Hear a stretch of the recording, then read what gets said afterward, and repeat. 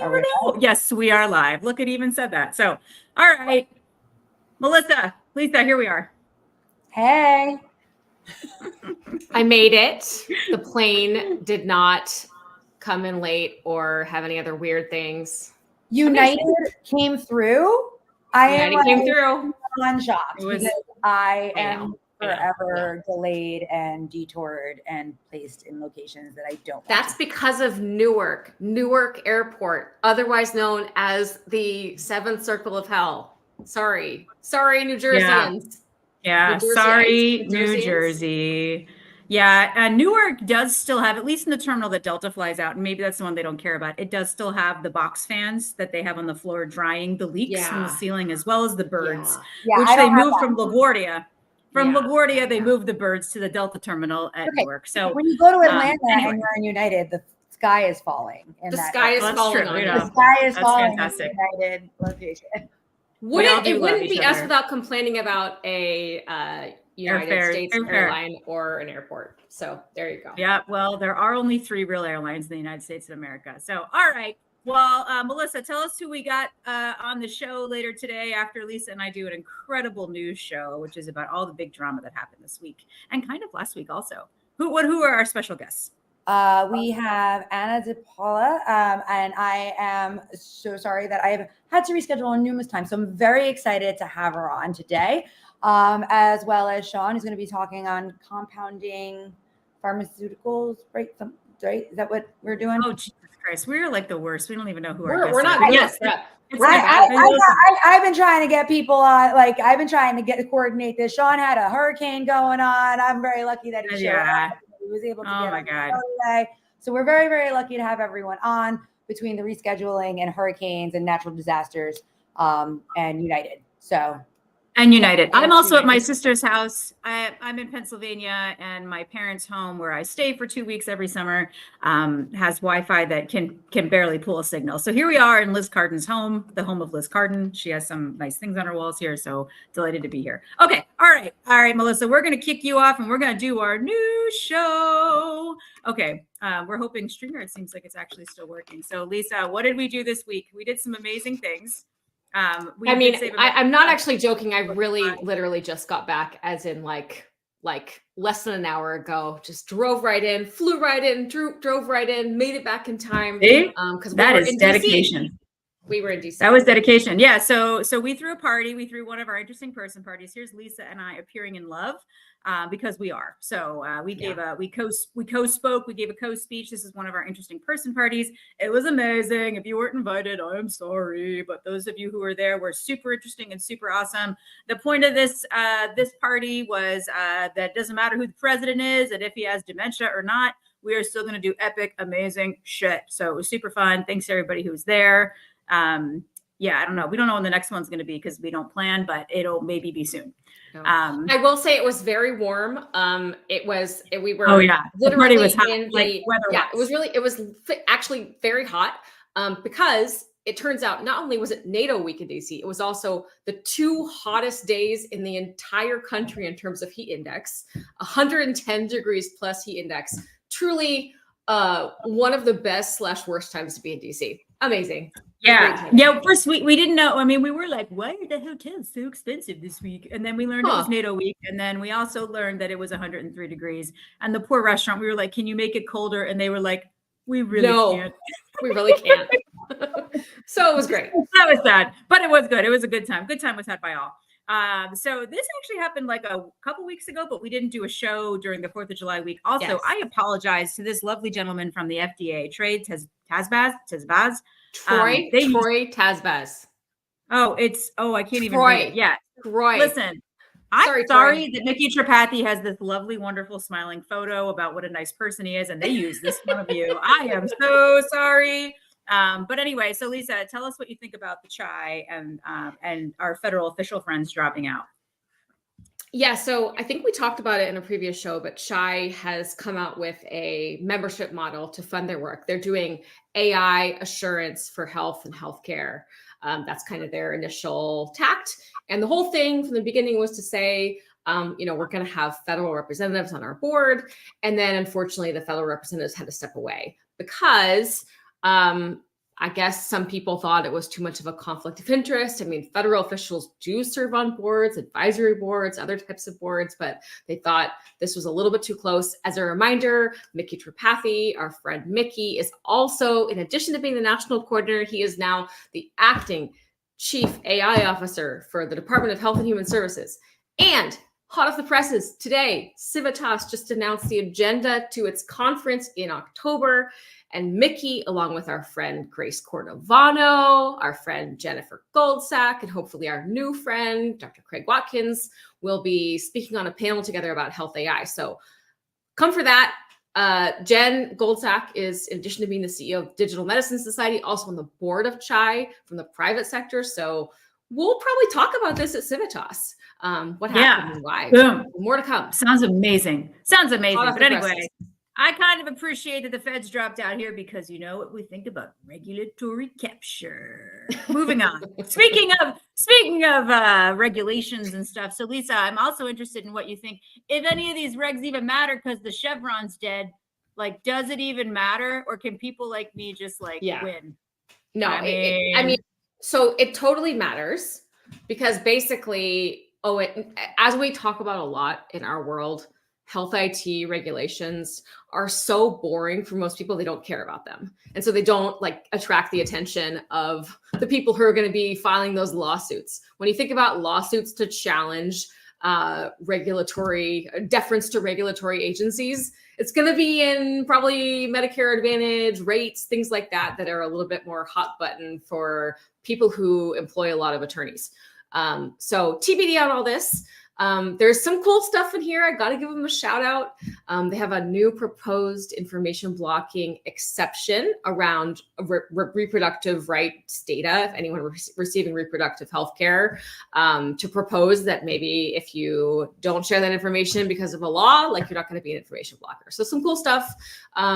Public health interoperability. Kat loves public health interoperability. I mean, she's super excited about that. Absolutely. Okay, so here's the things that I think are exciting, mostly because you told me I should think they're exciting, Lisa. And that's that there's some stuff in here that we can uninvite Q-hins to their jobs if they suck, which I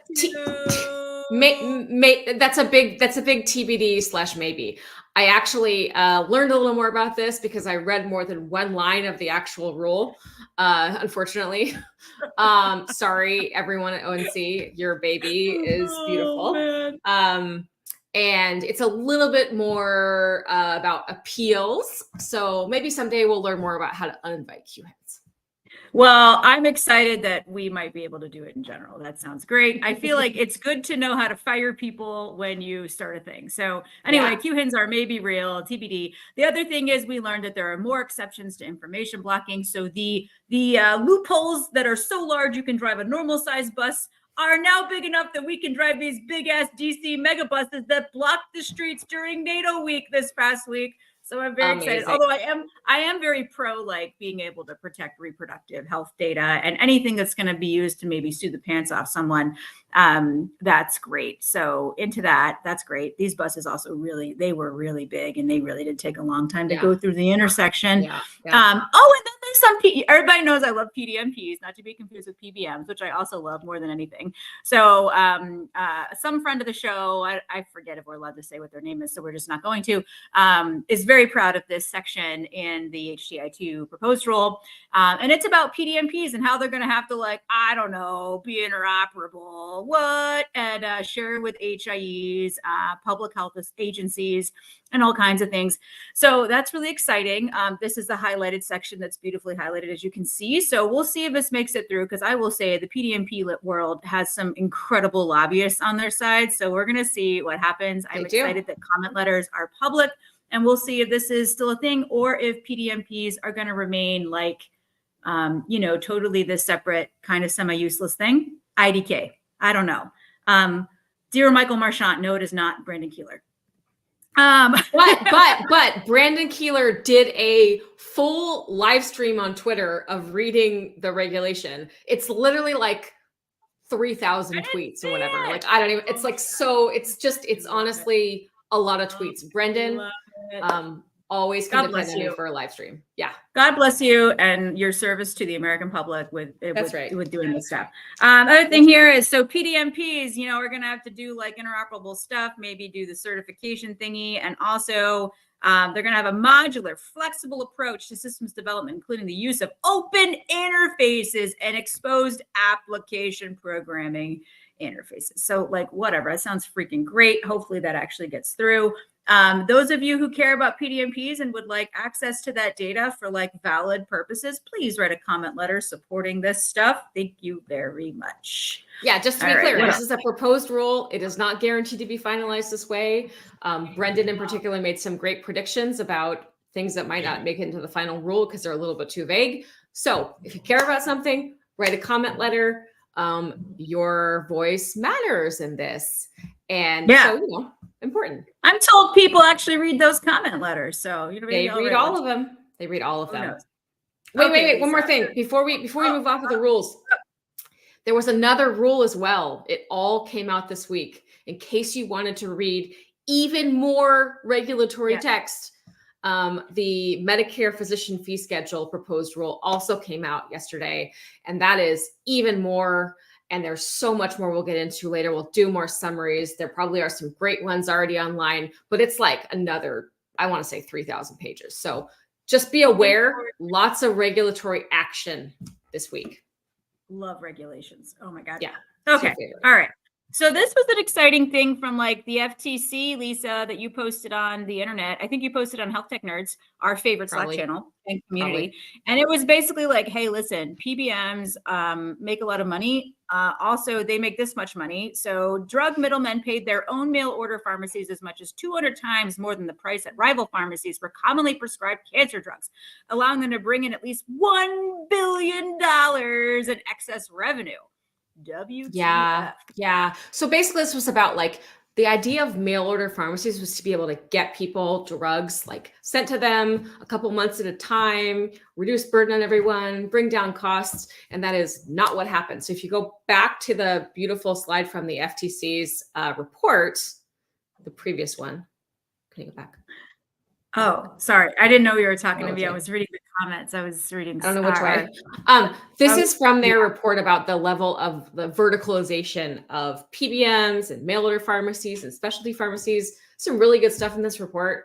It's like a preliminary report of a many years investigation. They have all kinds of, you know, interesting stuff coming out. It's just interesting to see how, you know, consolidated and verticalized the industry is. Basically, is making us all pay more for drugs. That's it. Love it. That's my favorite thing. I love paying more money because I'm an American. That's great. So everyone should read this. There's a lot coming out. It's also just the preliminary study or analysis. So hopefully there's more to come.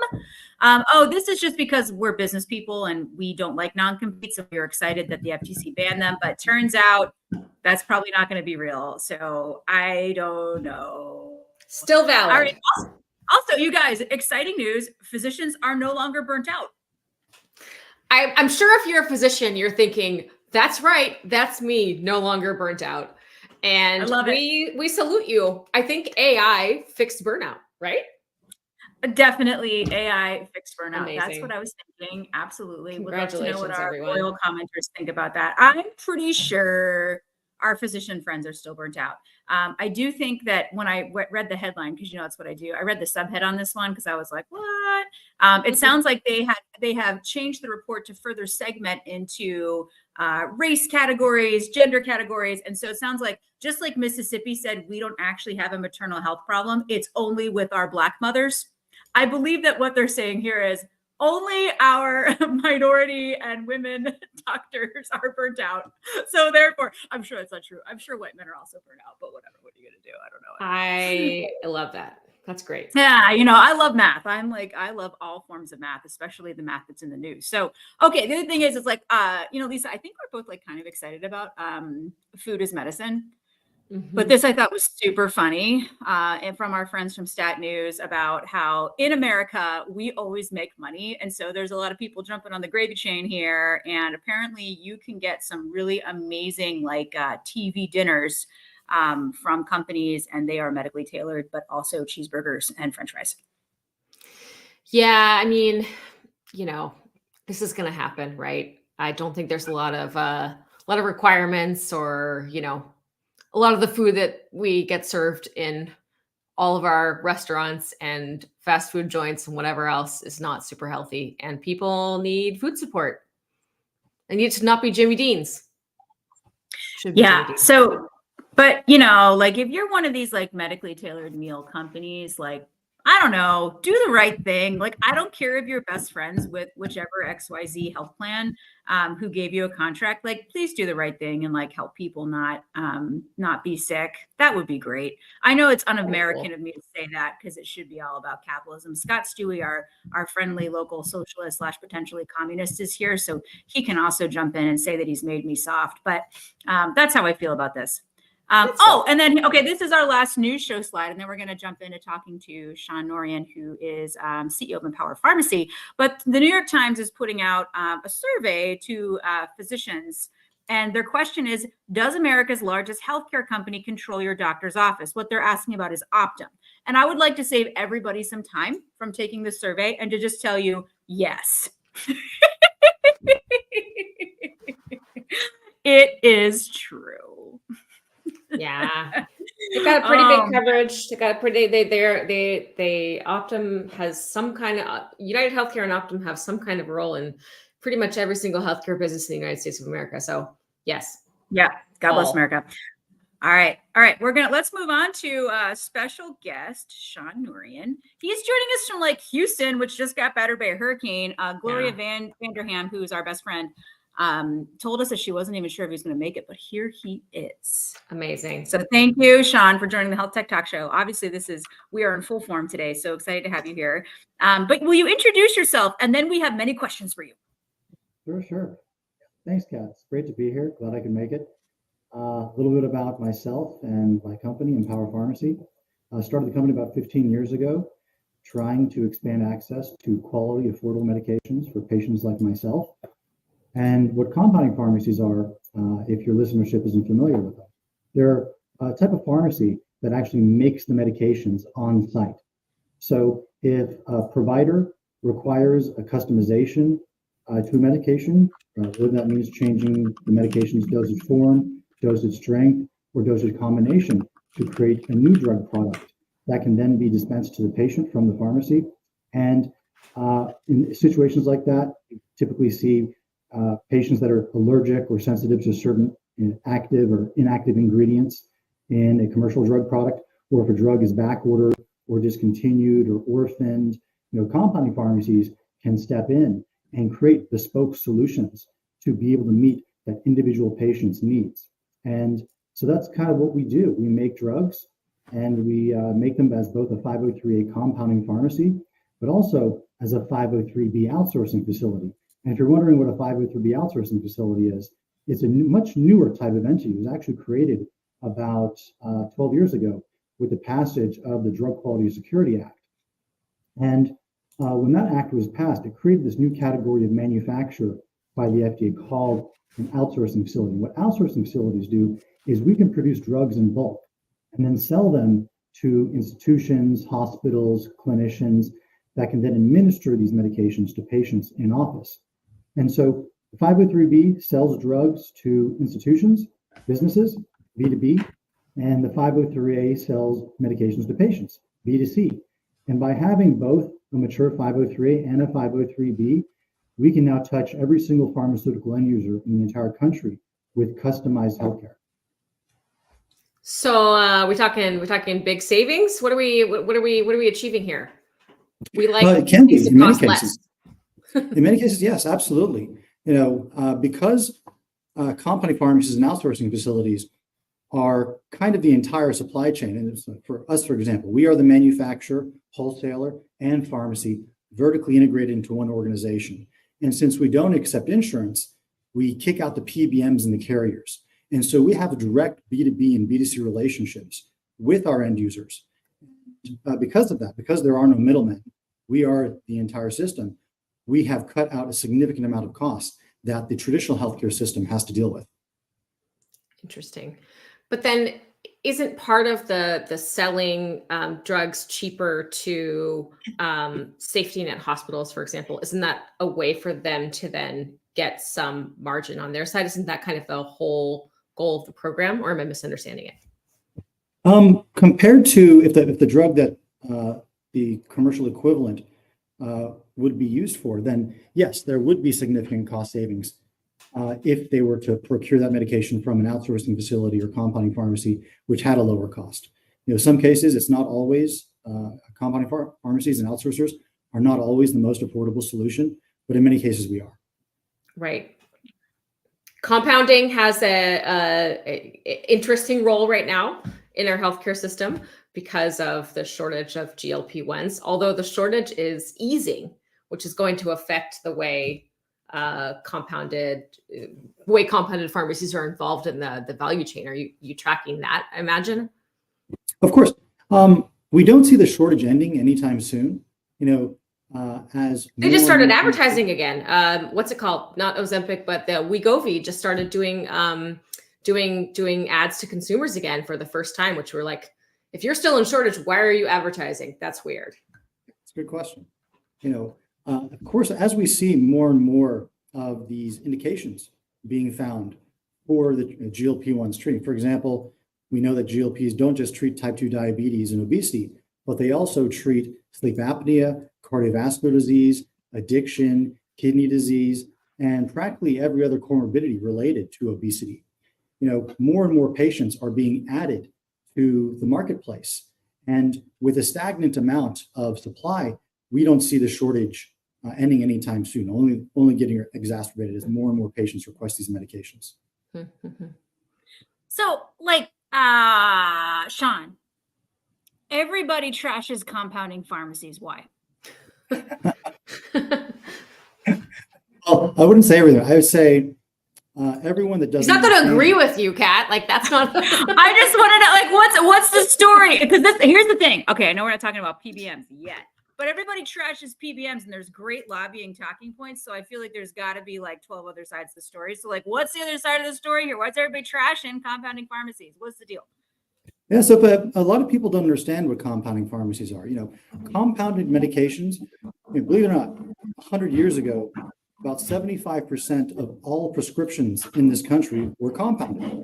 I'm sure you've probably seen some pictures of a druggist or apothecary making drugs one at a time. Yeah, that's compounding. And it wasn't until the industrialization of manufacturing, pharmaceutical manufacturing in particular, where we saw that number decrease. So in about the 1970s, we saw it go from 75% in the 30s down to about 25% in the 70s, all the way to today, where only about 2% of medications dispensed in this country are compounded. The other 98% are commercial. But we are seeing a resurgence because more and more doctors are becoming educated about the advantages of compounded medications. So you ask, why is everybody trashing compounders? Well, a lot of it has to do with the fact that the other 98%, big pharma, they don't like us because we are considered competition. And at the same time, that's, big pharma owns a very large portion of advertising budgets. So a lot of the information that people get through TV, radio, newspaper ads, whatever, they're typically supported by big pharma.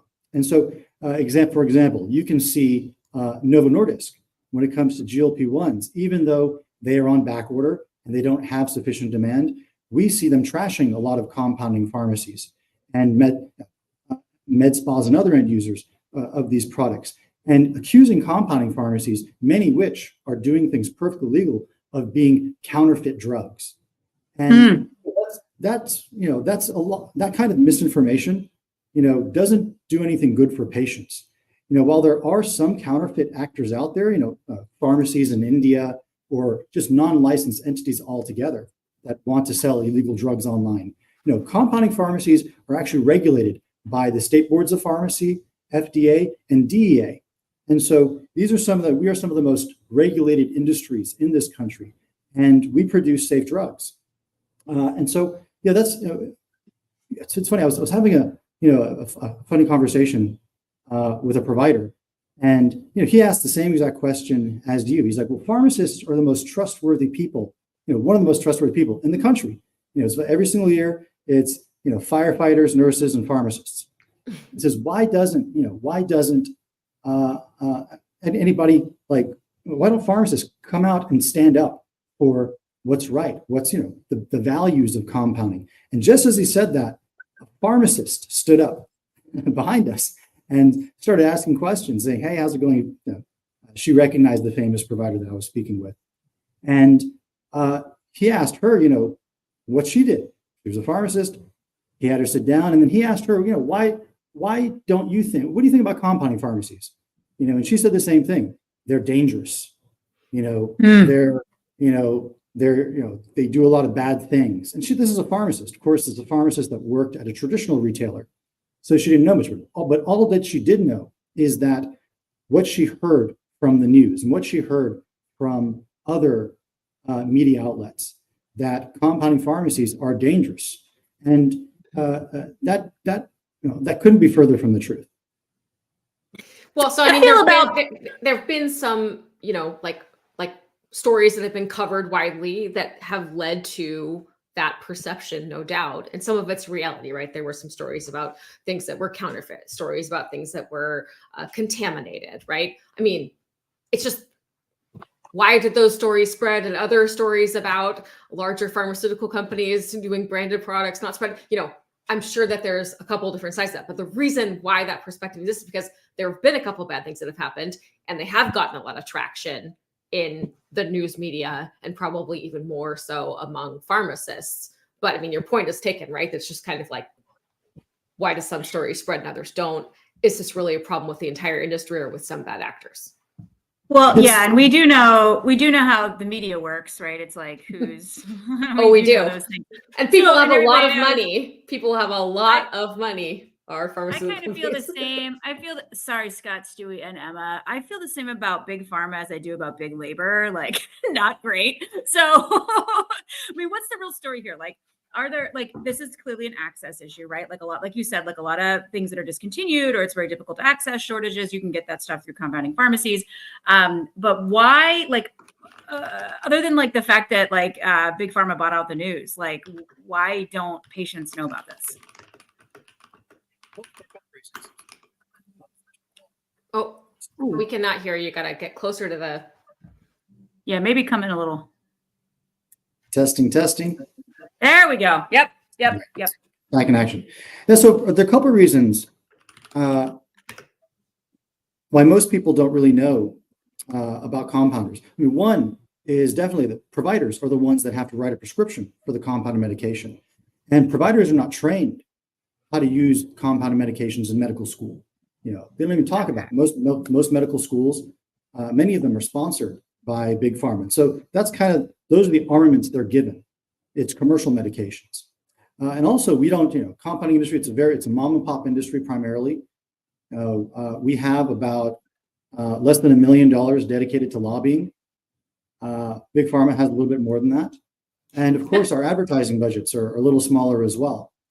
You don't see commercials about stars taking medications every single time you turn on the TV that are sourced from compounding pharmacies. They are sourced from big pharma. So I think those reasons are primarily why patients don't know about the advantages. Providers as well.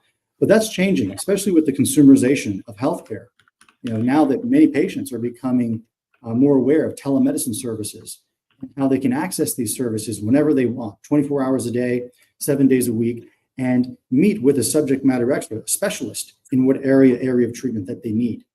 And a lot of what we see is a lot more of these providers are transitioning to compounded medications from commercial medications in a lot of cases, because that compounded medication may be better, may be a high strength, a combination of multiple drugs into a single dosage unit, right, and be more tailored for that individual patient. And so once doctors understand that these medications that compounding pharmacies and outsourcing facilities make can be customized for their patients or patient populations, they typically convert from commercial medications to compounds, and they become much more educated and comfortable prescribing them. Yeah. specialty pharmacy in general. I mean, for a long time, in their earlier days of HIV and AIDS, there was a lot of action in compounding pharmacies, really trying to provide appropriate drugs and support for people. So, I definitely know of some good things and sort of how that could be effective as well. And then, of course, when you get into anything sort of polypharmacy, one of the reasons why people don't take their medication is because, as you just said, it's the wrong dosage, or they could be doing something differently, or they have multiple compounds that they could be using together in a different way that would be easier for them to take. There are side effects with certain things. So I could definitely see that argument as well. But yeah, like they have a lot of money, just like you said. And the United States of America and New Zealand, the only two countries where you could advertise directly to people, if you are a pharmaceutical company, about the amazing things your drug does and all the little millions and millions of pages of side effects, hilariously. So I'm not sure how that's going to change. Like, what's your plan? How are you going to break through? The Health Tech Talk Show. The Health Tech Talk Show. All 10 of our fans. Yeah, one of our fans. Right. At least you got me there. That's what matters. And so, what we have is we're seeing a shift of the way medicine is being prescribed. It's not just to treat a disease state, it's to prevent it from happening in the first place. And with more and more lab tests becoming accessible and a much lower cost to patients, we can today go get hundreds of different biomarkers tested and find out exactly what's going on inside of our bodies. And then that prescriber can then work with a compounding pharmacy to customize these treatments exactly for the exact amount of that active pharmaceutical ingredient that the patient needs. And the types of medications that we specialize in are functional. They're known as functional medicines. So they're across men's health, women's health, hormone replacement, longevity medicine, IV nutrition, dermatology, weight management, of course. And so what these providers are doing, they're bringing all these different modalities together in what's known as integrative health or functional health, and working with compounders and outsourcers to create these custom solutions and make these patients healthier. And really optimizing their health, not just getting them to the bottom of the normal range, but really getting them up to the top where the human organism performs at peak performance. And so that's where we're really seeing this medicine shifting towards. It's more towards making people as healthy as they can be throughout their entire lifespan, and not just increasing their lifespan, but increasing the amount of health that they have throughout their lifespan, also known as their health span. Yeah. Okay. So I'm into access in general, and also anything that lets me get around things that are hard. So I'm into this. But how did you get into this? How did you become a CEO? Did you get born into a compounding pharmacy empire, or what's the story here? Exactly. Yes. I was chosen. All right. I was too. I was chosen to become a media superstar. Really lucky. What's the story? Yeah. What's the story? How did you get into this? Because you mentioned yourself as a patient earlier. I'd love to know there's some story there. Yeah. So about 15 years ago, I knew nothing about pharmacy. I was working as a field engineer doing hydraulic fracturing for Schlumberger. And about 9 months in the job, I lifted a heavy piece of metal the wrong way, and I hemorrhaged several of my lower vertebrae. Ow. And so couldn't do that job anymore. When I went into physical therapy, my doctor quickly noticed I was very skinny for my age, 5'10". Back then I weighed about 125 pounds. And decided to test my blood for the hormone testosterone, and determined very quickly why I was so skinny, and kind of made sense why I was so skinny my entire life. I had the testosterone levels of an 80-year-old man. And so he sent me to a specialist here in Houston, and we're very lucky to have some of the best specialists here at the largest medical center in the world in our own backyard. And he determined that I was born with a pituitary disorder, and that my pituitary gland didn't create the chemicals, luteinizing hormone and follicle stimulating hormone, to then tell my body to produce testosterone and sperm. And so I was infertile and I was hypogonadal. And he was very wise. He realized that I would need to be on these medications for the rest of my life. And so he knew, and he also knew that working with a compounding pharmacy, one, the prices, they don't increase as abruptly as Big Pharma's prices increase on average. Big Pharma increases their prices on average by about 11% a year. Compounders typically increase pricing along with inflation. And at the same time, he realized that, you know, if he wanted to get the best outcomes for his patients, that he would want to use these customized dosage forms. And so he sent me to a compounding pharmacy. And that was my first interaction with this industry. And of course, you know, taking testosterone pretty much for the first time, you know, being a hypogonadal male, you go through puberty. And so I went through puberty at the age of 25 practically. And that was a complete life-changing experience. My depression went away. I had more stamina, endurance, libido. I gained 10 pounds of muscle practically overnight without even having to work out. I normalized. I became a normal person. And being normal, let me tell you what, being normal is amazing if you are in a disease state. And so I became very interested in these drugs that I was taking. And, you know, just like a typical engineer, I wanted to learn how they were made. And so I started studying the compounding industry and got licensed as a pharmacy technician and decided, you know, I want to expand access to these medications to patients like myself that may be dealing with these problems. And so I started my own pharmacy, got to work, giving patients what I would want as a patient, which is good quality, low cost, and great customer service.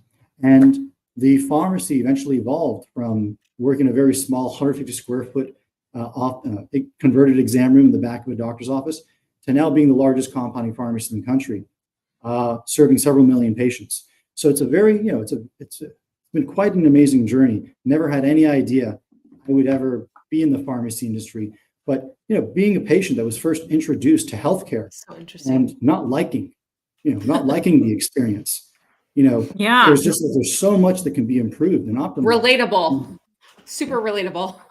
Yeah, and so it's naturally very lucky to have my problem-solving background as an engineer. I'm applying that to this very important industry where I can help millions of patients like myself get access to these medications and stay on these medications for the rest of our lives. That's a pretty awesome story. Like, that's pretty awesome. So yeah, we need to. I'm sorry that we have to switch over to our next guest, but like I would love to, like, where can because it sounds like there's no big lobbying unbranded website we can send our loyal followers to learn more about compounding and pharmacies in general. But like, what would you leave our amazing loyal fans with to learn more here? Sure, you know, I can say if they want to learn more about our company, our services, they can visit us at empowerpharmacy.com. Also, highly recommend making an appointment with a provider online that offers compounded medications, be it for whatever a disease state that you may be going through. And there's nothing to be ashamed of. You can see that provider in the comfort, convenience, and privacy of your own home and get access to medicines that will change your life for the better. So it's a very good future we have for this industry and for patient access. And very lucky to be a part of that. Awesome. Well, thank you, Sean. We'll include that in our post-show roundup tomorrow. Great having you on here, and we're going to let you go in case like your power goes out. Stay safe. Your generator runs out. Good luck to everyone in Houston. Thank you for joining us, and we are going to move to Anna DePaula Hanika, who is going to tell us some like things we're into. So Anna, please introduce yourself. Tell our amazing loyal fans what you're into, and then like your lead in for what you want to talk about we're into. So looking forward to it. Amazing. Well, first of all, hi everyone, and thanks so much for having me, Lisa and Kat. I'm Anna, one of the founders of Uno Health, and Uno, we're very focused on solving healthcare affordability in a very different way. And I think probably share the perspective that affordability is one of the key barriers to accessing healthcare and the healthcare that everyone deserves. We do that today, very focused on low-income seniors, and by enrolling and streamlining the enrollment process for seniors into a whole range of state and federal income-based programs. that are available to about 50% of the Medicare population. So those are folks over the age of 65 or disabled. Include programs like Medicaid itself, which converts a member into being a dual, food stamps, which gives folks $200 a month to pay for food, utility assistance, state and federal prescription assistance, which dramatically reduces copays from $100 a month down to $8. And even phone line assistance. And those programs collectively will give an individual an average of $4,500 of cash and copay reduction every single year. Amazing. Big challenge, not surprisingly, is that the government, both at the federal and state level, makes it pretty hard to get enrolled in any one of those programs. So within each of those programs, about 50% of folks who are eligible are not enrolled. And that's for a combination of low awareness. And then if you take a look at the application process for any one of those programs, you'd be horrified. And basically no one gets enrolled without help. So we use technology to radically simplify that process. We deliver enrollment support through health plans and Medicare Advantage customers. And we do that for them because it's a very win-win value prop for them. So I'll just go through those quickly, and there's a bunch of stuff in there that you might want to go into in more detail. So the first thing is top line revenue. 3 of these programs deliver a really significant amount of top-line revenue through the risk adjustment program on both the Part C and D side. And that's become more significant in the context of the Inflation Reduction Act and CMS creating a way for plans to counter the really big liability that's going to hit everyone next year. So it's about 20-30% increase in revenue that a health plan will receive if someone's enrolled in 3 of these programs. The second thing is retention. Which we're really big on it, in terms of being a key driver to, the health plans to drive profitability and drive outcomes. We've proven that comprehensive enrollment can drive a 1% plus net reduction in churn. And then the third thing is outcomes. So, people taking their meds, going to their doctors, and ultimately a reduction in healthcare costs, and lots of things like improvement in stars and risk adjustment, etc. And maybe to explain the obvious, but if you put $4,500, $5,000 in someone's pocket, they're going to think a lot more healthily about their health plan. And not surprisingly, they take themselves off to the doctor, they go and fill their meds and, become happier, healthier people. So yeah, I'll pause there and see if that will make sense so far. Yeah, it's an awesome idea. And I really believe strongly in people should be able to get access to the benefits that they are entitled to. And it's not a good plan if you're like, well, we just won't have a lot of uptake, so it's fine. No, if you're going to put all these bureaucratic barriers in the way of people getting access to benefits, that's ridiculous. Those people need it. They literally are low income. They have disabilities. They have other struggles getting access to things that they need, to healthy food, to transportation, to all those things. So this model makes tons of sense to me. And, not to unfortunately bring up a very sad story recently, which is the collapse of Benefits Data Trust, which is happening as we speak. They also had a model of using, consumer grade engagement tools to get people access to benefits that they were already entitled to improve outcomes for everyone. A little bit more on the human services side. Your work crosses health and human services in terms of benefits, it looks like, but just super supportive of the model. It just seems great. I'm impressed. I love it. Kat, what do you think? What's your market share? She hates benefits. She's like, benefits. That sounds great. like You're socialism. Lisa, we're an early stage company. I can talk to we work with national health plans like Cigna, and we work with regional plans like there's an amazing health plan in Florida called Health First and Independence Blue Cross in Pennsylvania. So we're an early stage startup working up towards that 20% market share that we want to achieve in the next 5 years. All right. I was just checking because it seems too good to be true. So I feel like you're everywhere, or yeah. So do you what do you think of Medicare Advantage? Do you think it's awesome? I think so. Coming from the UK, people sometimes ask me what are you doing in US healthcare? And there's not an interesting story other than I ended up here a while back, and then I got into healthcare and got masochistically addicted to the complexity of the US healthcare system. But I do still believe, despite all of the upheaval going on at the moment, that Medicare Advantage in the US represents like the strongest opportunity to create kind of aligned incentives around outcomes, and for the government to be able to create, you know, the financial capitalistic incentives within a private company to drive and incentivize outcomes. And we see this every year. CMS puts in new star measures and the plans have to jump on board and make sure they can implement them. So generally a big fan, as I'm sure you have talked about a lot over the last few weeks. You know, there's been a policy storm hitting the Medicare Advantage world. And unfortunately, one of the results of that, you know, there's a bunch of different policies, which is just creating a lot of work, but there's also policies that are creating lots of additional financial liability for health plans, which ultimately is a good thing. But it's happening very fast. And so the result this year is going to mean that a lot of big health plans like Humana, like Aetna, are going to be dramatically reducing the benefits they put into their health plans.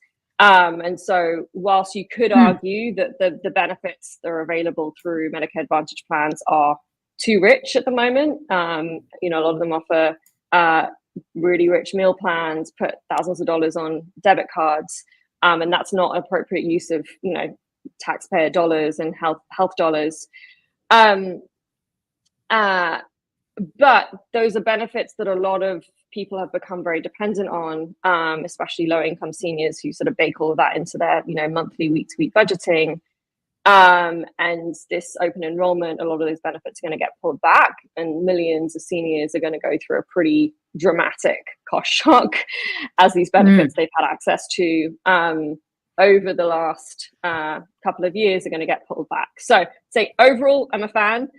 Right now, I wish the government had slowed down the pace of the changes to mean that we would go through a smoother transition around benefits this year.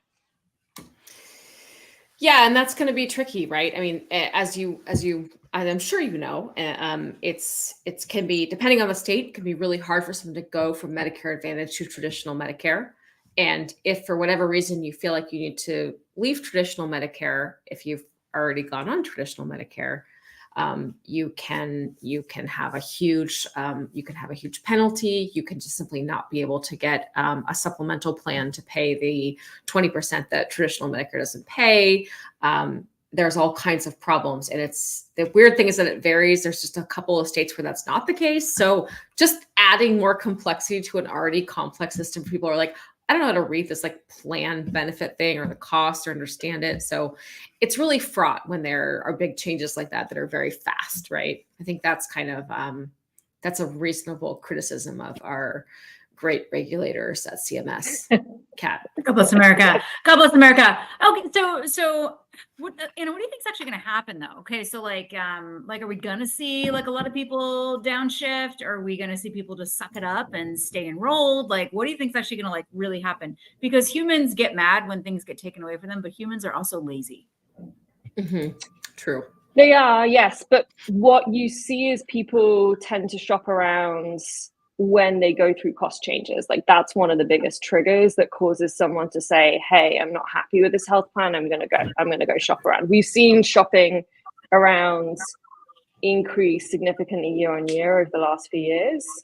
And so when members find out that they've had, you know, thousands of dollars removed from their benefits, a dental benefit that they were really excited about, it is highly likely they're going to go and look for other options. And the other thing that I'm sure you both have talked about or are aware of is that because of the way that the sales and broker incentives work, brokers will be mostly incentivized to make sure they don't lose an individual off their book of business. So they'll be looking to make sure, okay, if this member's not happy with plan A because it's just cut their benefits by $500, you know, my job is to make sure I get them to some, you know, another plan so that I keep them in my book of business. So yes, I think the result is there's going to be a lot of shopping around, a lot of churn, and a lot of upset Medicare individuals out there. Yeah. And you were thinking, I know we talked earlier and maybe this number has changed, but you're thinking we're going to see like a 30% churn? Yeah, it's hard to predict. You know, some of the plans have put numbers out in like press releases and public information, and it's all been sort of like a behind the scenes guessing game. But, you know, based on the press releases that have come out, you know, pretty publicly, it's clear that there's going to be a significant, you know, reduction in benefit access. And our perspective is that, you know, a solution like Uno is a really strong kind of mitigation around those pullbacks, because, you know, these changes are happening for economic reasons, right, kind of out of the hands of any Medicare Advantage plan, right? These coming top down from the government. They're having to adjust and accommodate. But at the end of the day, you know, a plan can do everything they can to support the financial security of their members. Right. And these programs provide them with a very, very easy, very cost-effective way of doing that. And longer term, you know, one of the theses behind Uno was these programs, because they're available, they're effectively, you know, kind of free health insurance, like copay reductions in cash, that if you're a smart health plan, you should be taking advantage of, as kind of pulling those dollars in, so that you can then spend your health plan bid dollars on differentiating benefits that help you, you know, regain back market share. So why? So I mean, just to state the obvious, like, why are they not doing this? I mean, from what you're saying, when you go in there, it should be like, absolutely, yes, sign on the dotted line. Yes, new startup, we would love to work with you. Here is a non-pilot, right? Like what is the, like, you know, like, here is money. Here is money. Is it just like they only can do so many things? They just don't have expertise in this area. Like, what are the reasons why they're not doing this? Yeah, I mean, I think one of the biggest challenges right now for everyone in the Medicare space is that because of the level of change, most organizations are so far kind of under in terms of their ability to do anything new, and take on any new initiatives. That's like one of the biggest challenges today. Yeah. I'm going to leave it at that. Yeah, no, I mean, I think obviously, as you said, you are a new company, a new startup, and we all know how hard it is to break into working with large providers, health systems, large payers, right? As a new startup. So, you know, I mean, tell us about your experience doing that. I mean, is this your first go at it in this kind of a role? Like, what surprised you about the process of sort of entering and trying to, you know, close some of those first deals as a new startup?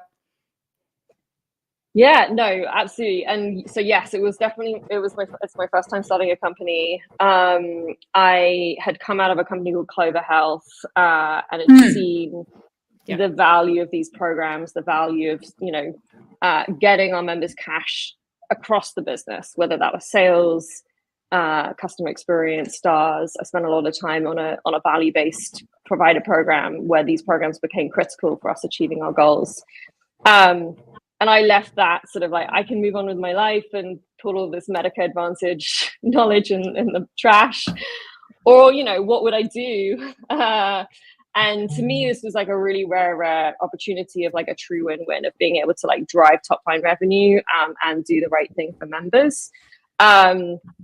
But yeah, when we first started, you know, my co-founder and I are two female founders. You know, I was pretty skeptical of our ability to sell into, you know, the big health plans. But I think what, you know, a lot of folks really appreciated, and what contributed to kind of early success was we had both been on the inside of health plans, and we're able to kind of talk the language of like what it means to do this against your risk adjustment dollars, against your stars dollars, and to be able to be really frank about the fact that like, yeah, you're only going to buy this product because there's some top line revenue here. We're not trying to sell you on downstream medical expenses that you're not going to be able to measure for 4 years. So I think being able to like talk the same language as health plans was what contributed towards, you know, us being able to gain our first couple of contracts, honestly, much, much faster than I would have ever expected and hoped. So. Yeah. Cool. So a question about, you're saying like, hey, one of the reasons you don't have 100% market coverage, because this is so amazing, is because there are other priorities that the health plan staff is focused on. Things are crazy. What are those things, right? Because like, hearing you talk, it's like, oh yeah, like this is right for members. This is a good thing, drives top line revenue. Like what's more important, like compliance and, doing their shitty marketing campaigns? Like, what is it? Yeah, generally compliance and staying alive is a pretty key priority for health plans. One of the first things I did at Clover was help the company get through a CMS program audit. So I've been there. Right now, it is staying alive both from a compliance and a financial perspective. And the tough thing in Medicare as a regulated industry is that you do have to comply with every policy that's out there. And so when you load 300 new policies at the market, there's so much operational work to just like make sure they're implemented and make sure that you can meet the new compliance regulations. So I'd say that's always the case. And then, there's things like provider networks is always a priority for health plans.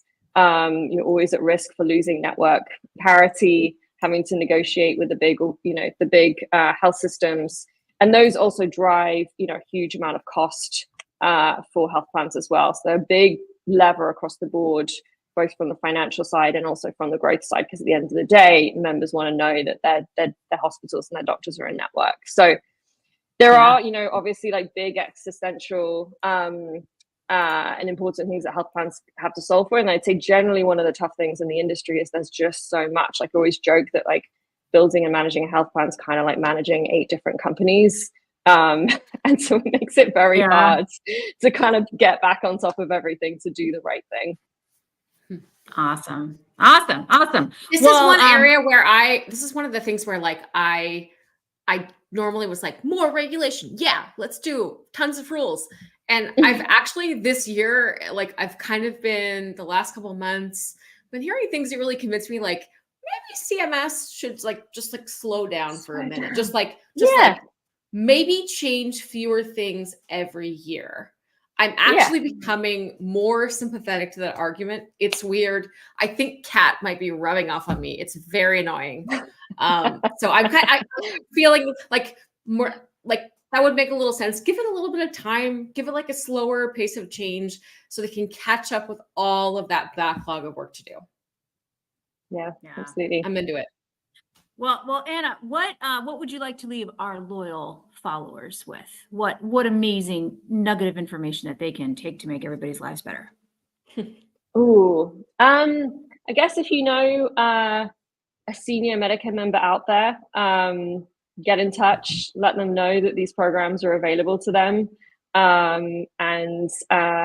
Feel free to email me at anna@hiuno.com. That's hiuno.com.